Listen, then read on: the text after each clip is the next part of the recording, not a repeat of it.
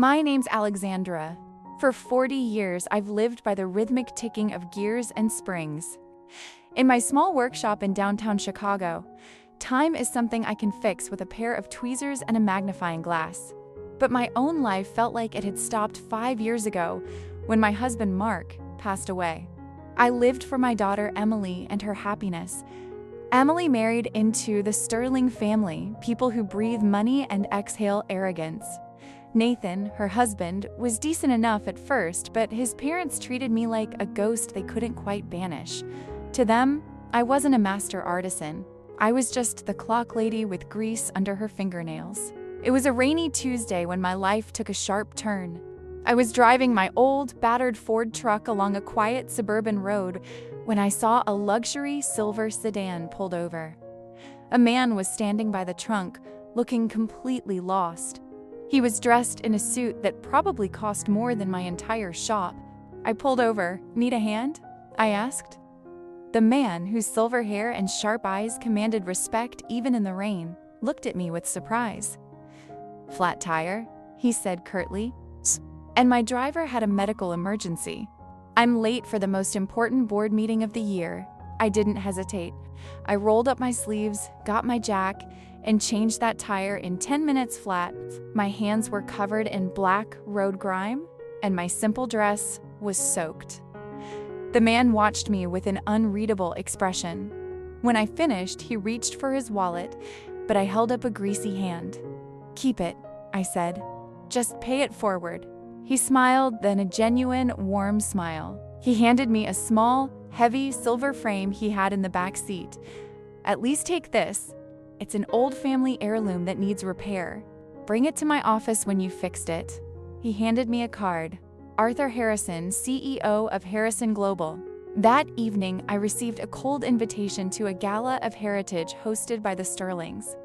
Emily called me, sounding stressed. "Mom, please come. It's important for Nathan's promotion. But could you try to look polished?" The sting in her voice hurt more than the grease on my skin. I arrived at the Sterling mansion in my old Ford, parking it right between a Ferrari and a Rolls-Royce. I was wearing my best dress, but I had come straight from the shop after a long day of work.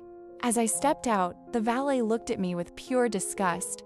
I walked into the Sterling mansion, and the air immediately felt thin. Crystal chandeliers hung like frozen tears from the ceiling. Nathan's mother, Penelope Sterling, spotted me from across the room. She was draped in diamonds and holding a glass of champagne like a scepter. "Alexandra, dear," Penelope said, her voice loud enough for the nearby guests to hear. "I see you brought the smell of the garage with you. Is that axle grease on your wrist?" A ripple of laughter went through the circle of socialites. I looked down. I had missed a small smudge of oil near my watch. My face burned with shame. Emily rushed over, looking mortified. She didn't defend me.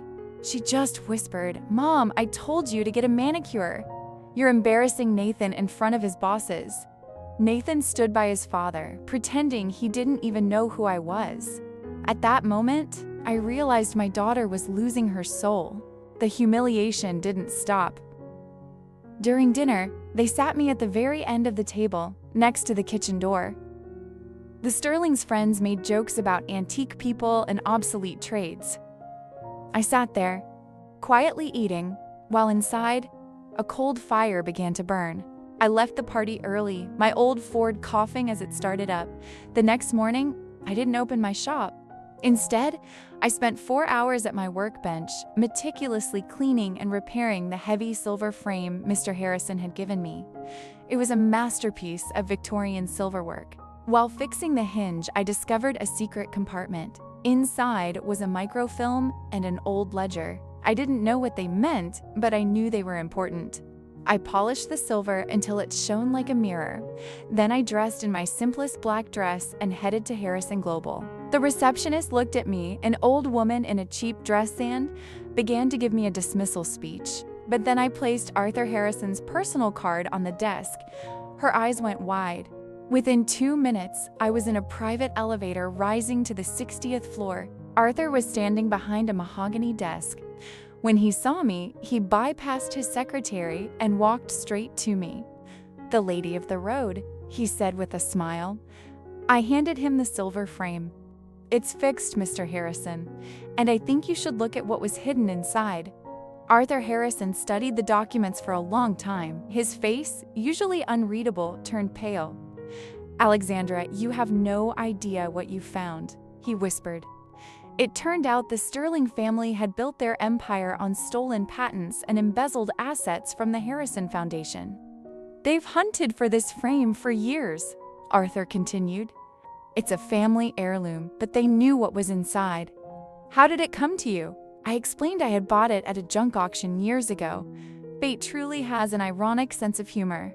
Arthur offered me a massive sum for the papers, but I shook my head. "I don't want your millions, Arthur. I want these people to understand that dignity isn't for sale. We made a deal." Arthur promised his support, and I prepared a plan for the next big charity auction.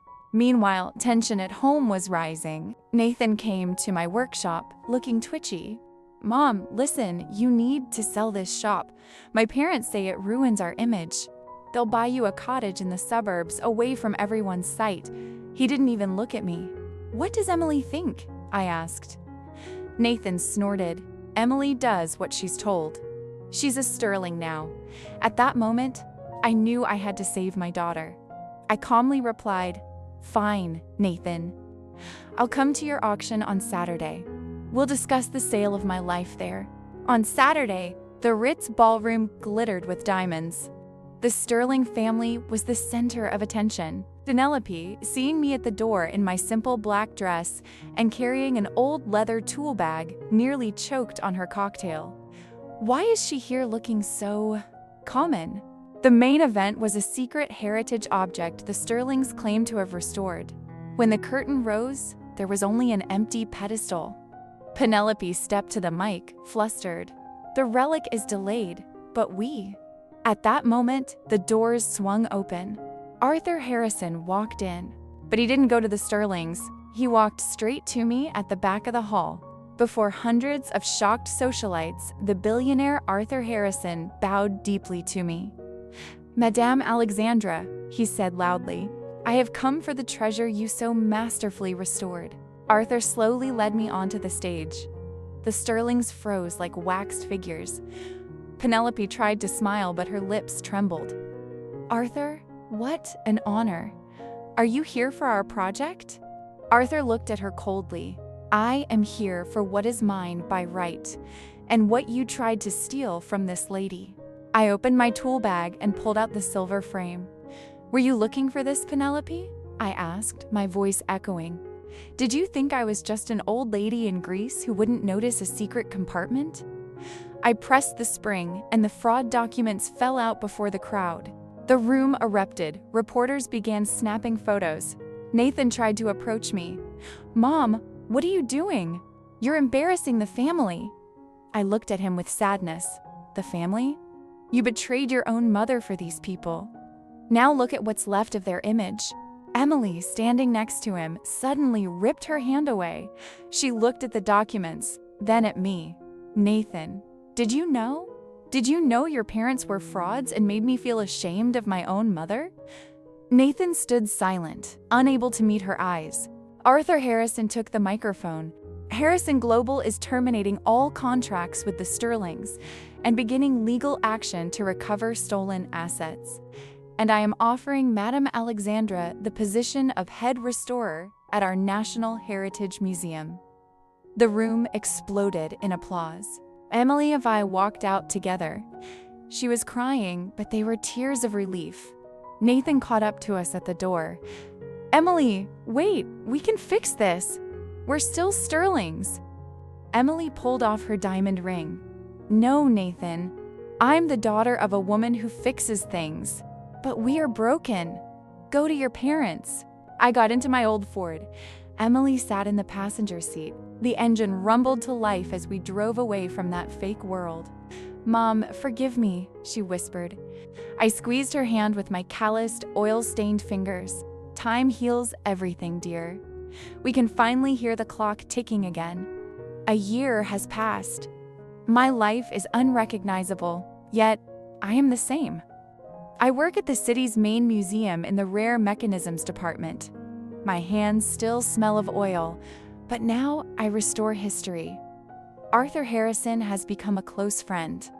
We often discuss how important it is to fix the soul.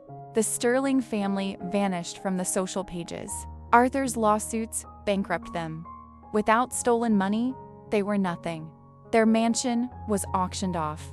Penelope now lives in a tiny apartment, still fighting lawyers to keep the last of her jewels. Nathan tried to win Emily back for a long time with flowers and empty promises, but Emily grew up. She found a job in a flower shop and pays her own bills. She told me, "Mom, I finally feel the ground under my feet." It turns out sneakers on asphalt feel better than couture on broken glass. One day, Nathan walked into my museum workshop. He looked terrible, cheap suit, tired eyes. He came to beg for money. "Alexandra, you're rich now. Help me start a business. For Emily. For the family." I looked at him through my magnifying glass and saw only rust in his eyes. "Nathan, I don't fix startups. I fix things with heart and meaning. You have neither," I replied calmly. I didn't feel hate, only a slight sadness. I gave him $100 and said, "Go find a real job. Maybe then you'll understand why my daughter isn't a Sterling anymore." Emily started dating a kind schoolteacher. He doesn't drive a Ferrari, but he admires her talent for flowers. When they come over for dinner, my modest home is filled with laughter. That is a sound you cannot buy with stolen patents or gold. Arthur organized an exhibition called Saved Time, with the silver frame as the centerpiece. He called me to the stage. This exhibition was inspired by a woman who knows that true value is loyalty to one's craft and honesty to oneself. I felt Mark smiling down at me. Closing the museum that evening, I lingered by the window. The city sparkled. My small workshop downtown still belongs to me. I never sold it. It reminds me of where I started. Time is an honest judge. It erases the fake and leaves only what was made with love. Time flew by. Emily and her new partner, Mark, decided to get married. It wasn't a grand hotel wedding. It was a cozy celebration in my garden, among old clocks and blooming trees. Looking at my daughter, I saw a woman who was no longer afraid to be herself. Before the ceremony, Arthur stopped by. "Alexandra, that meeting on the road changed my life too." I started believing again that there are people who help just because they can. We stood in silence, listening to the ticking of 100 clocks, the sound of a life finally in sync. I heard Nathan found a job as a simple sales manager. They say he works 12 hours a day to pay off his parents' debts. Perhaps in a few years, he will become a real man. Hard work is the best cure for pride. Penelope, however, still writes angry letters to newspapers that no one reads. My moral revenge wasn't in the Sterling's bankruptcy. It was in my ability to rise, find happiness, and look at them not with hate, but with the quiet confidence of someone who knows their worth. The best response to betrayal is authenticity. Living so fully that those who despised you can only watch from afar. At the end of the wedding, Emily hugged me under the stars. "Thank you, Mom, for fixing my life," she whispered. I closed my eyes and felt all the gears of my fate finally align. My heart, frozen for so long by the pain of betrayal, began to count the time of love once again. You know, old mechanisms can work better than new ones if cared for correctly. Time always reveals the truth. You just need the patience to wait for the hands to complete their cycle. What would you have done in my place? Could you forgive? Leave a comment below. Treasure your time. Until next time.